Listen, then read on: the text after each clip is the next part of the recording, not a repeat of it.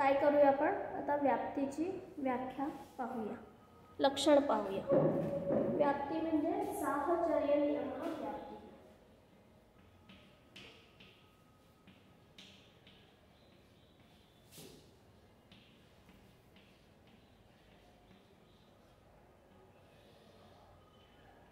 साहचर्य नियम व्याप्ती।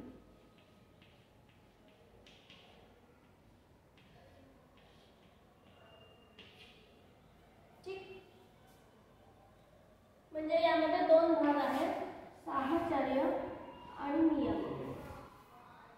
साहचर्य म्हणजे काय आहे तर समानाधिकरण।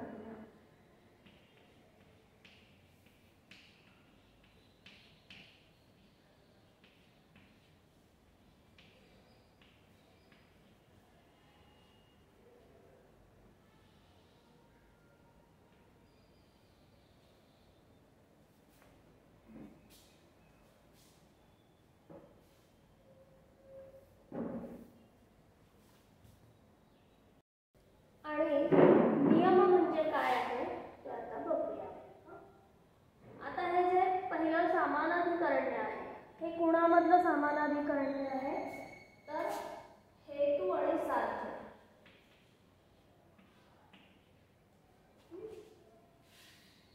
म्हणजे कसं म्हणतात, हेतू समानाधिकरण करणम साध्यम।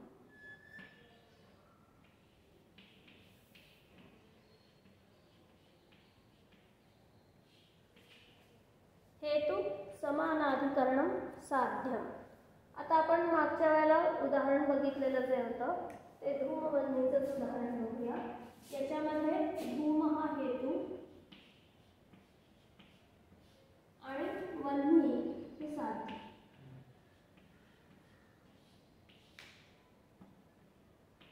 ठीक आहे। आणि महानस म्हणजे स्वयंपाकघर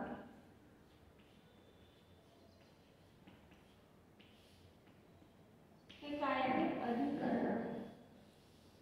ठीक, या एकाच अधिकरणामध्ये धूमही आहे आणि वल्ली सुद्धा आहे। हेतु अधिकरण वृत्तित्व। समानाधिकरण म्हणजे काय, हेतु अधिकरण वृत्तित्व। समानाधिकरण म्हणजे काय, इथे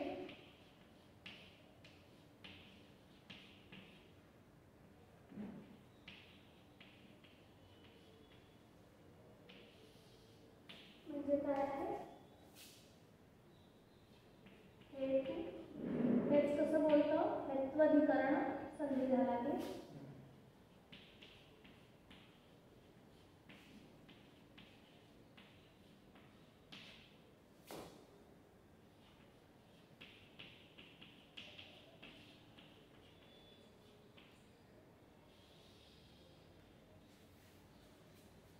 साध्यस्य हेत्वाधिकरण वृत्तित्वं समानाधिकरण्यम।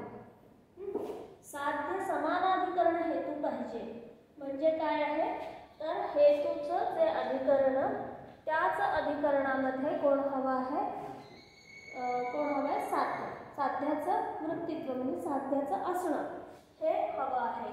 जसं हेतू आहे धूम, धूमाधिकरण महानस तद वृत्तित्व म्हणते हे। लक्षात येत आहे? ठीक आहे। हेत्वाधिकरण वृत्तित्व। ओके, आता हा भाग झाला समानाधिकरणाचा, हा लक्षात आलेला आहे। आता आपण बघूया नियम। नियमामध्ये काय येतं, नियमाने उपस्थित असतं। म्हणजे असं कधी झालं नाही पाहिजे की एखाद्या वेळेला तिथे काय आहे हेतू आहे पण साध्य नाही, असं कधीही नसणं म्हणजे नियम। परत एकदा सांगते, हेतू आहे पण तिथे साध्य नाही असं कधीही नसणं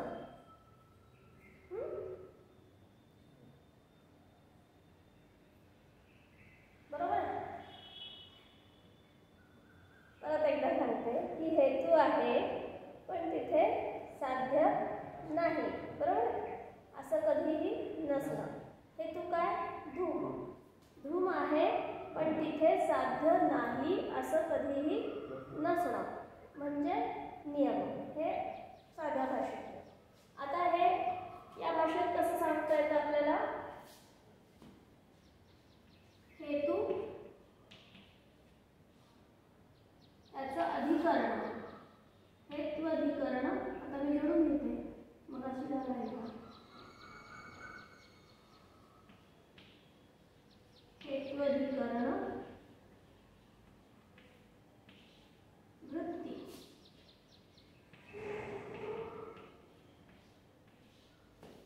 अभाव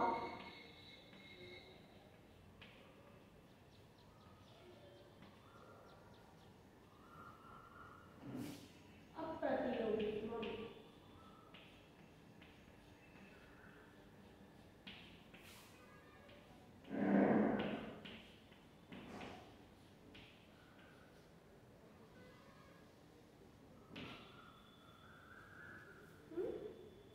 हे काय झालं? हा झाला नियम. हेत्वधिकरण वृत्ती अभाव अप्रतियोगित्व. हा अभाव कोणता? तर अत्यंत अभावाचा. मग आता हेतू, हेतूचं जे अधिकरण असेल,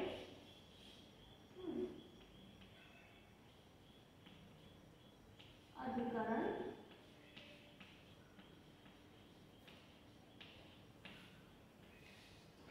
ह्या अधिकरणावर कधीही साध्य नाही असं असता कामा नये. म्हणजे या अधिकरणावर जेवढे केवढे अभाव असतील, साध्याचा अभाव नसणं याचा अर्थ काय होतं? की साध्याचं असणं. शब्दामधले फरक लक्षात येतात. साध्याचा अभाव नसणं म्हणजे साध्याचं असणं. ठीक. मग अभाव दुसऱ्या कोणाचा तरी असू शकेल, साध्याचा मात्र असायला नको. इथे आता हे आपण जे म्हणतो साध्याचा अभाव, ह्या गोष्टीला थोडंसं आपण अजून चांगलं समजून घेऊ या भाषेमध्ये. की जसं आता आपण घटाचा अभाव घेतला, घटाभाव. जेव्हा घटाभावावर भूतल मापलं झालेलं आहे, हो ना? घटाभावावर भूतल.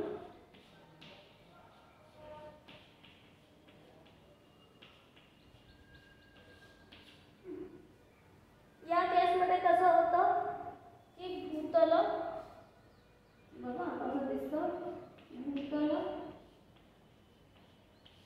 भूतलावर काय आहे? भूतलावर काय आहे? घट आहे का? नाहीये. काय आहे? काय आहे? घट नाहीये म्हणजे काय आहे? अभाव आहे. भूतलावर आहे अभाव. अभाव म्हणजे नसणं. म्हणजे हा विरोधी झाला कुणाचा? घटाचा. बरोबर. विरोधीसाठी हे चिन्ह असतं.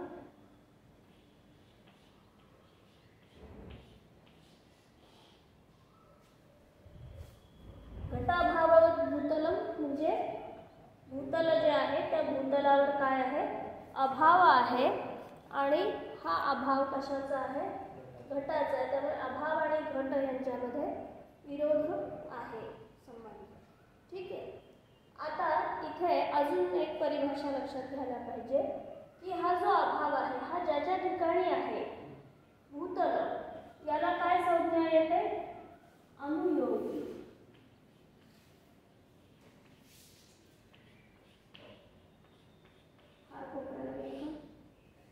अनुयोगी. भूतल हे कुणाचा अनुयोगी आहे? अभावाचं अनुयोगी आहे. आणि या अभावाचा विरोधी म्हणजे प्रतियोगी कोण आहे? घट आहे. म्हणजे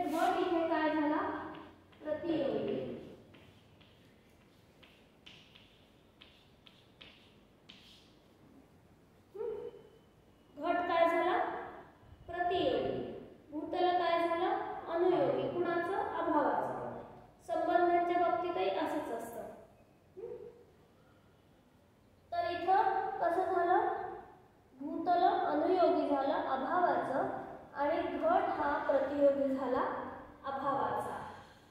आता ही जी व्याख्या याच्याकडे येऊया आपण परत. इथे काय म्हणतात, अभावाचं अप्रतियोगित्व.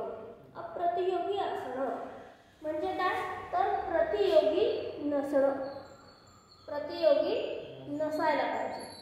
ठीक, प्रतियोगी केव्हा होईल, जेव्हा हे जे धूमाचं हेतूचं अधिकरण आहे, या अधिकरणात जर साध्याचा अभाव आला तर त्या अभावाचा प्रतियोगी साध्य होईल. परंतु साध्याचा अभावच कधी नाही आला तर तो कधीच प्रतियोगी होणार नाही, हे पाहिजे आहे. याला म्हणायचं नियम. ठीक, मग अभाव कशा कशाचे येऊ शकतात, कशाचेही येतील. XYZ अभाव, कोणाचाही अभाव. जसं आपण आता बघितलं घटाचा अभाव येऊ शकतो. ठीक आहे. हेतू अधिकरण वृत्ती हा अभाव, त्या अभावाचा प्रतियोगी.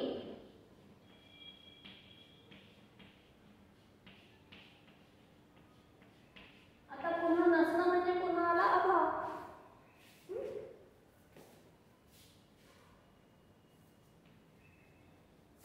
पण अभाव कशाचा, प्रतियोगीचा नाही तर प्रतियोगित्वाचा अभाव.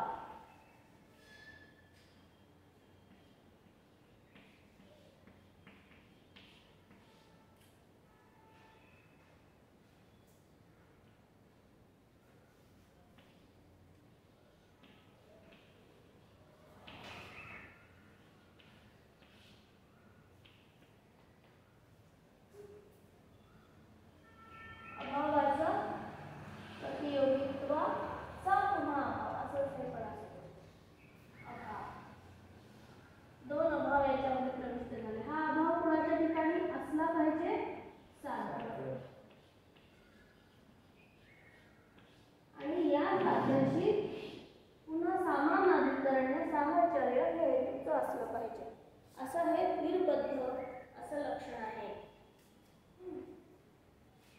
म्हणजे आता कसं झालं, हेतूचं जे अधिकरण, त्या अधिकरणामध्ये जे जे शक्य आहे ते सगळे अभाव घेतले. त्या अभावाचा प्रतियोगी कोण असला नाही पाहिजे, नाही आपलं साध्य. प्रतियोगी साध्य असलं नाही पाहिजे, म्हणजे साध्याच्या ठिकाणी त्या प्रतियोगित्वाचा अभाव असला पाहिजे. हे प्रतियोगित्व कुठलं, तर हेतूच्या अधिकरणामध्ये जे जे अभाव आहेत त्या अभावांचा प्रतियोगी, त्यांच्या म्हणजे प्रतियोगी जे जे असेल, घट असेल उदाहरणार्थ, अभावाचं प्रतियोगी काय होईल, घट होईल. प्रतियोगी प्रतियोगी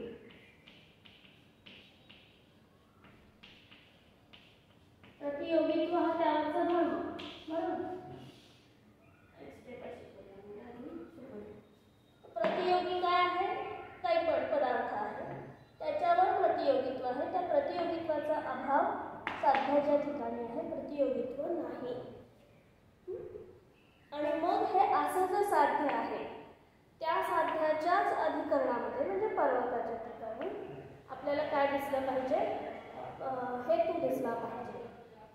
तर मग पुढे परामर्श हा होतो. ठीक आहे.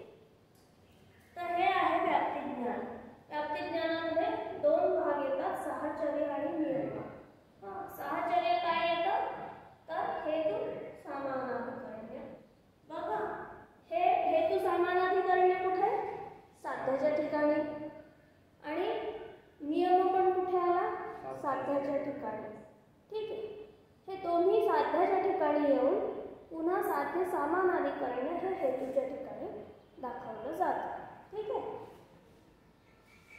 तर याला म्हणायचं व्याप्तिज्ञान, ही म्हणायची व्याप्ती. हेत्वधिकरण वृत्ती अत्यंताभाव अप्रतियोगित्वे सती साध्य सामानाधिकरण्यम. व्याप्ती, व्याप्तीची पूर्ण काय लक्षण झालं व्याप्तीचं, हेत्वधिकरण वृत्ती अत्यंताभाव अप्रतियोगित्वे सती साध्य सामानाधिकरण्यम. हेतूपर्यंत न्यायचं आहे आपल्याला, म्हणून साध्य सामानाधिकरण्यम. ह्या दोन्ही गोष्टी जेव्हा हेतूच्या ठिकाणी असेल तेव्हा त्या हेतूला काय म्हणतात, सदहेतू. काय संज्ञा येते सदहेतू. हे एकत्र करून लिहिलं की कसं येतं सदहेतू. सदहेतू सदहेतू सदहेतू याला म्हणतात